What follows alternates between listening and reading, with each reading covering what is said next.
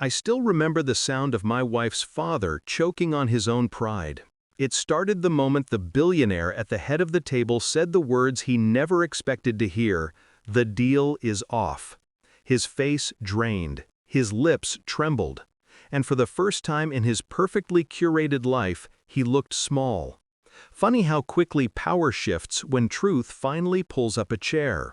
I stood at the entrance of that glass-walled conference room, the taste of Walmart dust still on my hands, my shirt slightly wrinkled from helping a stranger gather spilled groceries in a checkout lane. I was late, 20 minutes. Not because I didn't respect the meeting, but because I still respected humanity more than money. I walked in quietly, almost invisible. My wife's father saw me, smirked, and seized the moment. "Ah, there he is," he announced loudly, waving dismissively. "Our coffee guy finally made it." Laughter erupted around the table. I didn't flinch. I just took the empty seat in the corner, hands folded, eyes steady. But then the billionaire at the head of the table lifted his eyes, and everything changed. When I first met my wife, she said her family judged people by what they gave, not by what they owned. I believed her. I believed all of it, her warmth, her promises, her soft way of saying we'd build a life together. Her father pretended to like me. He called me grounded, humble, decent, words rich men use when they don't see a threat. Back then, I didn't realize I was walking into a house built on illusions, where love was currency, loyalty was conditional, and I was nothing more than temporary. The shift started small. A locked phone, whispered messages in the hall, her sudden insistence on girls' nights she never had before, signs, quiet ones. One night, she came home smelling like a cologne I didn't wear. When she showered, her phone buzzed. A single preview banner. Just one. Enough. He doesn't suspect anything. My heart didn't break. It slowed, steadied. I scrolled. Messages. Photos, plans, all with a man her father preferred, a man he wanted her to marry before she chose me. Of course he was behind it. I set her phone down gently. Then I looked at myself in the mirror. No tears, no rage, just clarity. I didn't confront her. Not then. Why warn a sinking ship about water? Instead, I learned quietly, studied their patterns, their plans, their weaknesses. Her father's empire was held together by loans, partnerships, and the ego of pretending he still had control. The investors he gathered today weren't just important, they were his lifeline. He needed this deal more than he needed his own daughter's happiness. And so, I planned. Not for revenge, not at first. I planned for survival.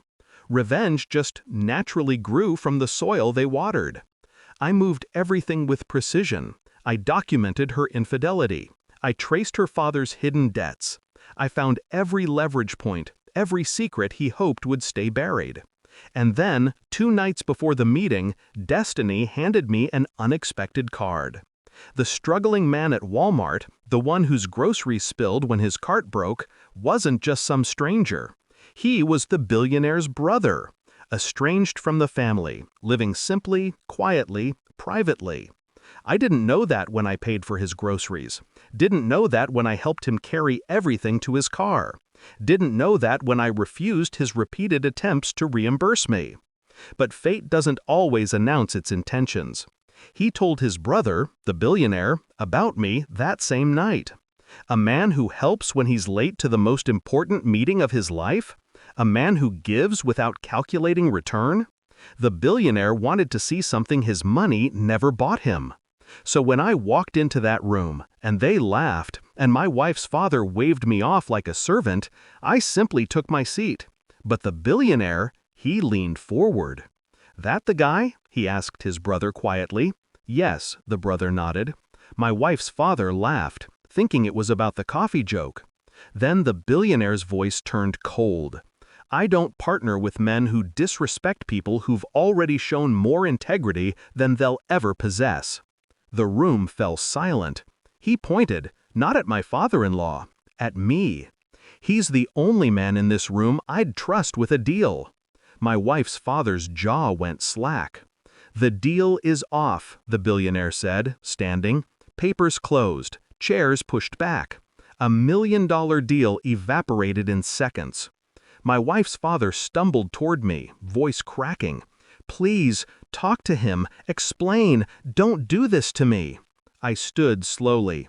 I didn't do anything, I said softly. You did.